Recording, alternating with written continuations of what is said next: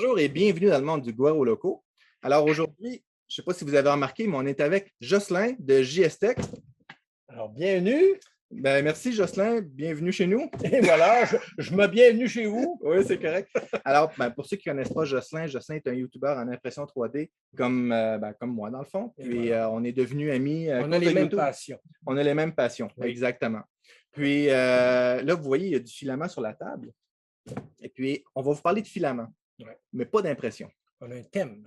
On a un thème aujourd'hui. Oui. On le fait ensemble parce qu'on a un invité spécial. On a des invités spéciaux. On a un invité spécial? Alors, un ou deux? Deux invités spéciaux.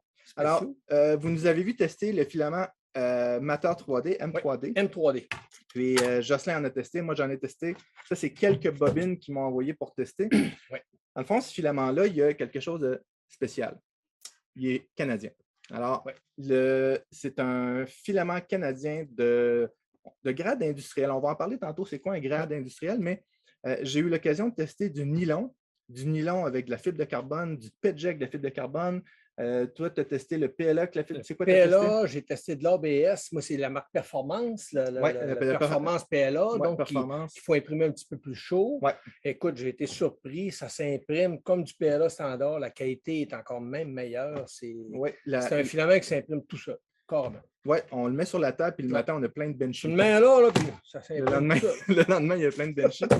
Puis, c'est ça. Alors, vous savez, le filament, là, par exemple, du PLA, le PLA, c'est pour polylactique acide. Mais nous autres, on n'est pas yable d'un terme comme ça. Mais on en connaît deux qui ne sont pas pires dans ces termes. PETG, PA, tout ça. Alors, PATG. PATG. C'est tous des acronymes qui veulent dire des choses que j'ai déjà appris, mais je ne m'en souviens plus. Mais il y en a qui savent exactement ce que ça veut dire parce qu'ils connaissent la chimie. Puis aujourd'hui, on a quelqu'un qui est fort là-dedans. C'est la personne, c'est le cerveau en arrière de la composition chimique des filaments de M3D. Alors, je vous présente, je vais être obligé de lire le nom, je m'en excuse, c'est Stéphanie Bonvicini. Dans le fond, je vais être obligé de lire sa description parce que je connais tous les mots, mais j'ai de la misère à les placer ensemble. Il faut qu'il lise parce que même moi, je ne serais pas capable de retenir ça. Alors, c'est une experte en nanotechnologie, en alliage métallique, en catalyse et chimie du solide et en microscopie électronique. Ça fait mal au cerveau, hein, quand on dit ça. Oui, déjà, je me sens plus niaiseux. Un petit peu moins fin, oui. Alors, Stéphanie, bonjour Stéphanie, ça va bien? Merci beaucoup pour nous avoir invités ici. On a vraiment hâte de vous joindre. Ça me fait plaisir. Et tu es avec Aman? Aman, qui est ton époux. Aman ne parle pas français, alors it doesn't speak French, but you have like half an hour to learn. Alors, tu as une demi-heure pour apprendre. Aman et Stéphanie sont les deux fondateurs de M3D. Puis, on est vraiment content de les avoir avec nous aujourd'hui. C'est rare qu'on a des fabricants avec nous. Puis, en plus, toi, Stéphanie, tu connais bien la chimie. Puis, Aman, lui, est un ingénieur de formation, je crois aussi, hein, c'est ça? Il connaît beaucoup de la chimie aussi. OK, vous connaissez les deux la chimie. OK, les deux font de la chimie. D'accord. OK, parfait. Puis, écoute, Stéphanie, je m'adresse principalement à toi parce que tu connais le français. Puis, en passant, je ne sais pas si vous le savez, mais le français est une des langues les plus dures à apprendre. Oui. C'est vraiment difficile. Alors, l'anglais, c'est facile à apprendre parce que même les Anglais le parlent et ils l'apprennent. C'est à ce point-là. Mais le français, c'est plus dur. Je vais voir si je le coupe au montage. OK. Mais Stéphanie, Aman, rassurez-vous parce qu'il paraît qu'au ciel, on va parler français. Parce que ça prend une éternité à apprendre. D'accord. Écoute, on va commencer avec une question, Stéphanie. Est-ce que tu peux te présenter tes études, ta profession, ton parcours? Comment tu t'es rendue là? Ah, OK. Alors, oui, je pense que vous avez déjà fait un très bon job de ça, mais comme tu as dit, je suis scientifique des matériaux. J'ai fait mes études particulièrement avec la spécialité de nanotechnologie. Mon passion, c'est vraiment les choses qui sont vraiment petites. Alors, la nanotechnologie, c'est l'étude de et la nanoscience, vraiment, c'est l'étude des choses vraiment petites. Et ça marche bien avec le travail que je fais avec Matter 3D parce qu'on mélange plusieurs choses dans notre filament pour ajouter les propriétés. Alors, c'est une bonne fête.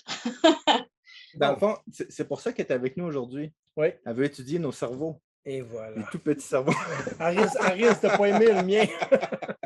Alors, comment ça vous est venu, toi et Amand, de partir M3D? D'où part l'idée? Puis en quelle année que ça a été développé, cette compagnie-là? Alors, c'était 2020. Le monde était dans un global pandémique et tout le monde était fermé et on était chez nous et on était en train de faire quelques impressions de 3D et on a vu un vide dans le marché, spécialement en Canada, que les matériaux d'impression, c'était pas vraiment facile à trouver, c'était un peu difficile de travailler avec. Et on a pensé comme, on connaît beaucoup à propos de les matériaux, on pourrait faire ça. Alors, dans l'octobre de 2020, on a commencé officiellement notre entreprise. Et le but, c'était, on voulait offrir les matériaux avec une qualité industrielle, mais avec un prix plus accessible pour tout le monde. Et on veut faire prospérer l'innovation de l'impression 3D au Canada. Alors, ça fait 2 ans, ce mois-ci, que vous avez parti M3D. Oui, exactement. Parce que en 2 ans, vous êtes parti d'une idée jusqu'à être sur YouTube avec nous. Et on a des bobines d'une réalisation concrète de cette idée-là. Tandis que toi et moi, on est en train de pleurer sur la COVID. Mais eux, on pensait à faire du filament. Oui, nous autres, on se demandait si on serait capable de ressortir dehors. Puis eux, ils ont dit, on n'est pas capable de sortir dehors, on va faire du filament. Alors, c'est wow. Oui, impressionnant. Puis, alors, ça fait 2 ans. Puis je me demandais, dans la fabrication du filament, c'est quoi le plus grand challenge, le plus gros défi de faire du filament? Le plus grand challenge, c'est la consistance de le matériau au matériel d'un lot à un autre. Et surtout quand ça concerne la tolérance de le filament. Alors, pour régler ça, on a implémenté des contrôles de qualité qui sont automatiques pour qu'on puisse... résultat partout. Là. Ouais, pour avoir un standard. Une consistance dans le... Oui, exactement, c'est ça. Parce que si on n'a pas cette consistance, ça devient vraiment difficile à imprimer avec. Alors, on veut régler ça. D'accord. Puis, est-ce que vous me permettez de raconter, Amand, did you remember when I got a spool with a defect and you say, tell me the batch number and I will tell you what's going on with this spool? Did you remember that? Yeah. Yes. Okay. Is that okay if I'm talking about that? Absolutely. No, that's one of the main things that we do is our ability to go back and take a look and have data, right? Because I feel like that's really lacking in this space, and our ability to do that should be highlighted, even if it was due to something bad happening. The ability to find it is what we should highlight. Ouais. Alors, laissez-moi vous raconter. Jocelyn, je vais te le raconter. Alors, M3D m'envoie une de leurs premières batches de filaments pour tester puis avoir mon évaluation. Puis, il y a une impression qui jamme.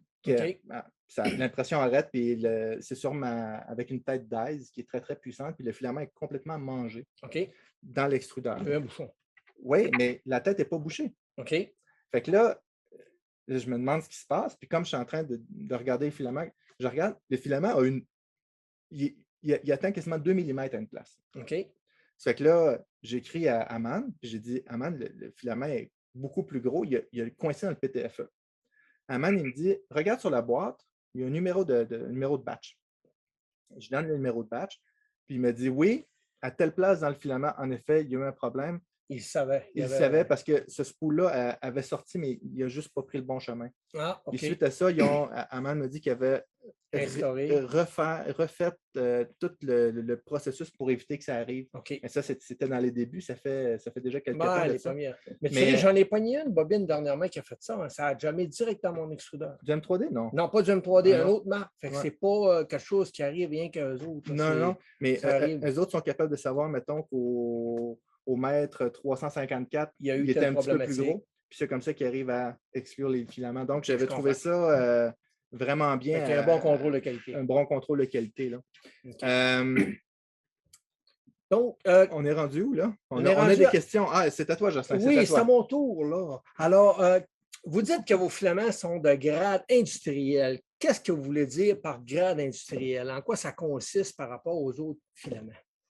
Oui, alors quand on dit que c'est un grade industriel, on veut dire que c'est formulé avec, pour être fonctionnel et avec le contexte de faire des produits qui peuvent être utilisés pour n'importe quoi. Alors, par exemple, comme vous avez déjà parlé un peu, nos matériaux, ils sont hautement cristallins. Et ça rend le filament vraiment fort et vraiment dur. Et ça vous permet des impressions comme extrêmement durables. Par conséquent, il faut imprimer le filament à une température un peu plus élevée.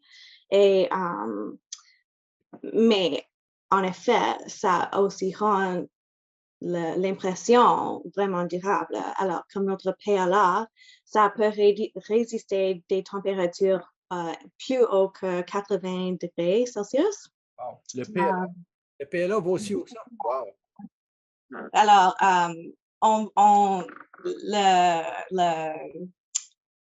quand on dit que c'est industriel, c'est avec des meilleures propriétés physiques. Wow. D'accord. Et tout ça avec des prix normaux. Ben, le prix carrément normal. Puis fait au Canada. Oui. Wow. Ouais. Puis, petite question. Alors là, on te voit, toi, Stéphanie, avec Aman, mais combien d'employés ça représente M3D? Est-ce que vous êtes 5 personnes, 1000 personnes? C'est quoi la grosseur de l'entreprise? À ce moment, nous sommes 6 personnes. C'est moi et Aman. Notre ami Gerdeman, c'est notre ingénieur principal. Et puis, on a un technicien pour l'impression 3D et on a 2 techniciens pour l'extrusion. Ah, c'est bien. Et c'est quoi votre capacité de production annuelle? Alors, par mois ou semaine? Annuelle, semaine? OK. Alors, par mois, j'ai fait la calculation par mois. C'est à peu près 15 000 kilos par mois. Okay. On est dans le processus d'agrandissement. Ça va bien comme ça par mois. Ça fait combien par personne? Vous êtes 6 employés? Laissez-moi calculer. 15 000 divisé par 6. C'est 2500 kilos par employé. Exactly. Wow. OK. Alors, puis, bon, je vous ai connu à cause de 3D Printing Canada.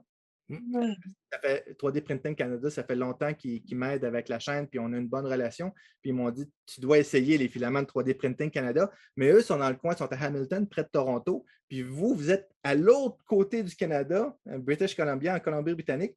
Avez-vous l'intention d'ouvrir une usine à Toronto, à Montréal ou peut-être au Saguenay? Au Saguenay! Au Saguenay, ben oui! Oui, alors honnêtement, à ce moment, non. Parce que la qualité de nos matériaux, c'est notre priorité. Et c'est vraiment difficile de contrôler. Quand tu as d'autres usines, dans le fond, tu dois déléguer, tu dois... Exactement. Il y a plus de gérer la même qualité avec d'autres usines ailleurs dans le monde. Là.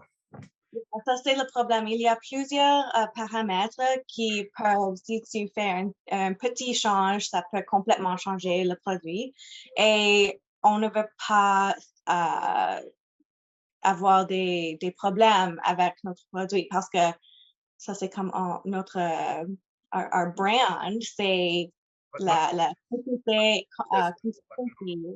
et la qualité, right?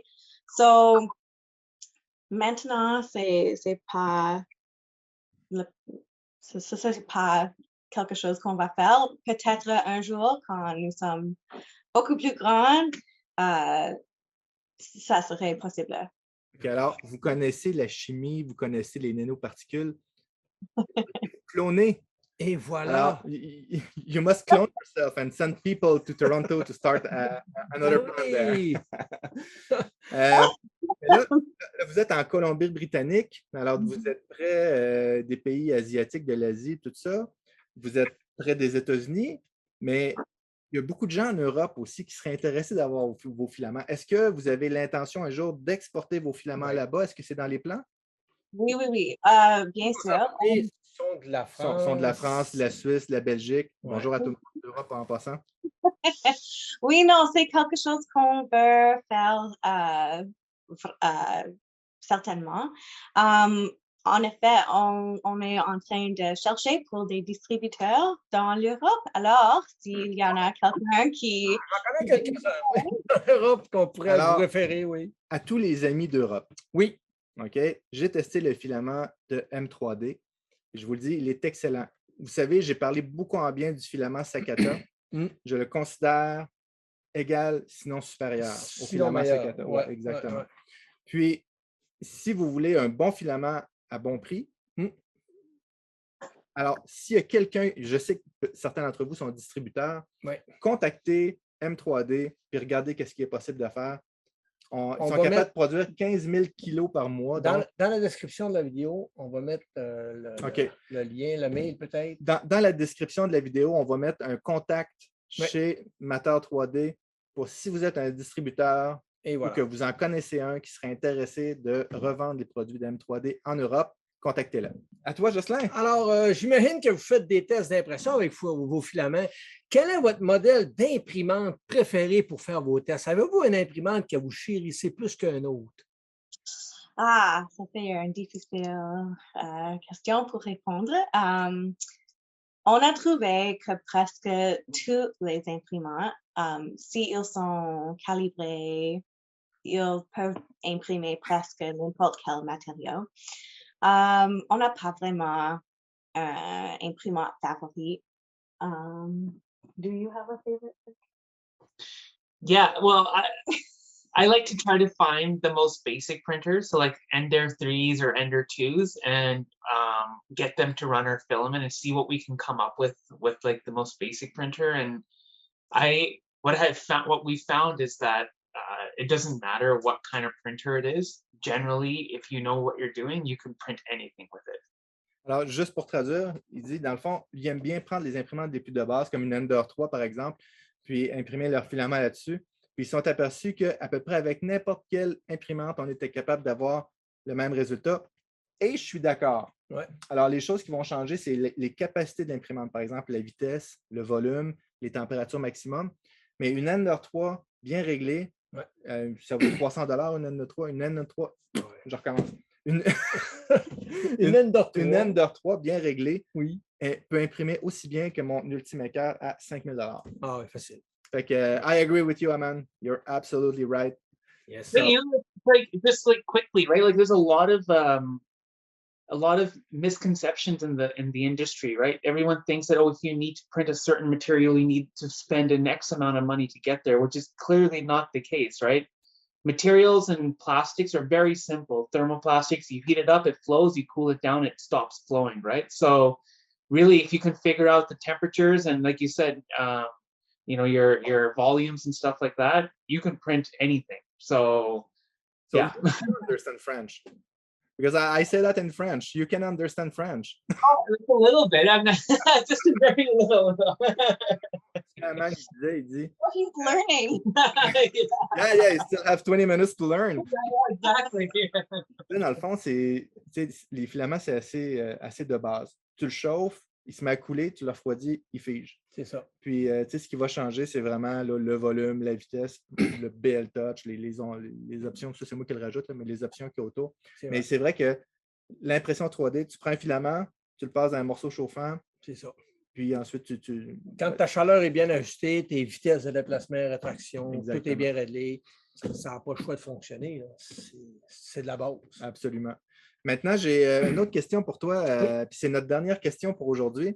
Est-ce que tu peux nous raconter un fait cocasse ou quelque chose de drôle ou une anecdote qui vous est arrivée en lien avec la fabrication dans votre 2 ans d'aventure de Matter 3D, quelque chose d'incroyable qui vous est arrivé, quelque chose de drôle? The anecdote. So okay, we've been thinking about this a lot. When anyone comes into the shop or anyone new that's 3D printing, I always say that materials are extremely dumb and very simple. So don't overcomplicate things. You just need to heat it up to get it to flow. And it's not really an anecdote, but more of a, rule of thumb of if something is going wrong, just go back to the basics, heat it up and see if it flows, right? Like that's the simplest thing with plastics, and it's not really an anecdote, but that's what we go. I get it. So, let me translate that. C'est que c'est pas vraiment une anecdote, mais c'est quelque chose qui dit aux gens quand le filament, c'est quelque chose d'assez d'humble, c'est assez de base, assez de basic. Puis il faut juste que tu le chauffes comme il faut. Puis si ça ne marche pas, ben tu le réchauffes encore, puis tu l'imprimes encore. Donc, c'est vrai que on a l'impression que les filaments sont compliqués. Hein? On a l'impression que c'est complexe. On a du PETG, ça fait du stringing, ça fait des cheveux d'ange, ou ça fait des petits motons. Tout est une question de comment je le chauffe et à quelle vitesse je l'étends.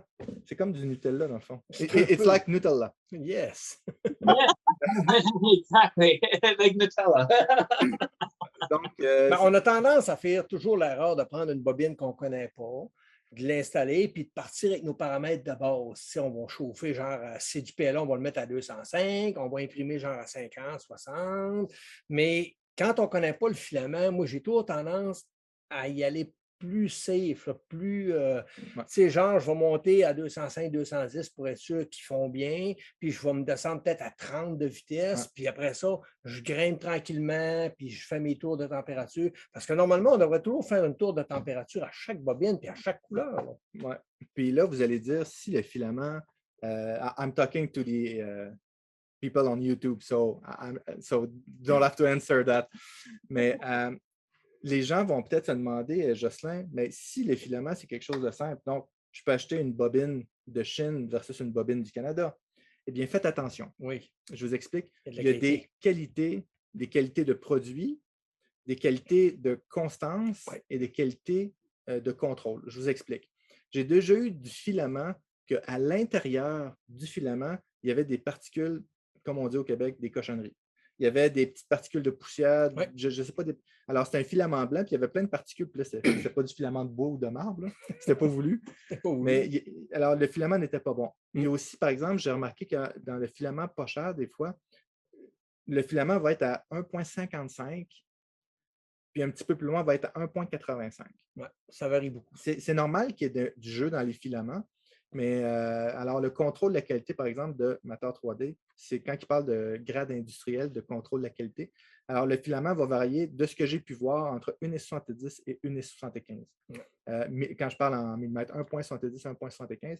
Puis, je n'ai pas vu d'impureté. Les filaments sont, ben là, je l'ai peut-être déroulé un peu, mais il est bien roulé. Le concept, dans le fond, de le grade industriel, c'est que si vous êtes quelqu'un qui fabriquait, genre, des pièces plus commerciales ou vous en faites en quantité industrielle, bien, vous pouvez être sûr qu'avec ce type de filament-là, votre pièce va toujours être pareille de la première à la dernière parce que la qualité du filament est constante. N'oubliez pas, si votre filament est 10 plus petit, l'extrudeur ne le sait pas. Ça fait que le flot du filament va être 10 de moins. Donc, vous allez être en en sous-extrusion. Ouais. Si le filament est plus gros, vous allez être en surextrusion. Alors, il y a vraiment une qualité de contrôle. Puis normalement, les filaments qui sont de grade industriel coûtent plus cher que ça. Donc, c'est pour ça qu'on trouve, Jocelyn et moi, que M3D, c'est un bon filament. Et voilà, Excellent. tout a été dit. Oui, puis en plus, j'ai dit que c'était une compagnie canadienne. Je ne sais pas. Puis qu'ils vont un jour, bientôt, exporter en Europe. Ça serait bien qu'ils Ça exportent serait en bien. Europe. Ça serait bien. Écoutez, je ne sais pas si vous voulez dire autre chose. Nous, on n'a plus d'autres questions. Est-ce qu'il y a quelque chose que vous aimeriez ajouter ou En do you complément. want to say something more? Juste merci beaucoup, beaucoup pour vous et pour nous avoir invités pour vous joindre aujourd'hui. C'est vraiment excellent et on adore regarder vos chaînes sur YouTube. Et merci à nos distributeurs, especially 3D Printing Canada, pour vous avez faire la connexion là. Et oui, merci beaucoup. Yeah. Premièrement, merci parce que on est fiers d'avoir un Ouais. filament canadien. Merci d'exister. Oui, exactement. Oui. Merci pour votre travail. Merci d'avoir été là parce que ce n'est pas tous les fabricants qui prennent du temps avec des YouTubers. Vous êtes là présentement, il est tôt le matin chez vous. Ouais. Alors, un samedi matin, je ne sais pas quand est-ce que la vidéo va sortir, mais on est samedi matin. Samedi Nous, on matin. est samedi après-midi, mais Oui. eux sont samedi matin. Alors, ils ont pris du temps pour parler avec nous en français. C'est très, très, très apprécié. Ouais. Puis pour vrai, je n'ai pas vu d'autres compagnies anglophones faire ça. Ben, Alors, on les écrit puis ils ne nous répondent pas. alors, écoutez, encouragez les Canadiens. Et puis, si vous êtes en Europe, contactez Matter 3D. Et voilà. Donc, merci beaucoup. J'ai une liste de remerciements ici, même Oui. une liste spéciale. Merci à Matter 3D. Merci pour le filament, pour avoir été là, pour toutes les démos aussi que vous nous avez envoyées. Ouais, de nous encourager, oui. Merci à 3D Printing Canada parce qu'il y a beaucoup de ces filaments-là qui nous ont été envoyés aussi par 3D Printing Canada. Ils nous font confiance. Puis ils nous font confiance. 3D Printing Canada, c'est les seuls qui m'envoient des filaments Depuis le début. depuis le début. Puis s'ils me disent, si tu le trouves bon, fais un review. Puis j'ai jamais eu de pression, j'ai jamais rien eu. Donc, vous le savez, j'aime beaucoup 3D Printing Canada. Jocelyn, merci à toi. Merci de D'être m'avoir revenu invité. du C'est Grand toujours un Nord. plaisir. Au moins une fois par année, il faut se faire Il faut ça, faire hein. une couple de vidéos ouais, ensemble. c'est important. Puis merci aux supporters de la chaîne qu'on voit défiler. Donc, Voilà. merci beaucoup à tout le monde. Puis on se voit dans une prochaine vidéo. Si vous avez aimé les vidéos, mettez un like. C'est important. Pouce en l'air, Si vous n'êtes pas abonné, abonnez-vous. la petite cloche, Oui, merci beaucoup et à bientôt. laissez des commentaires.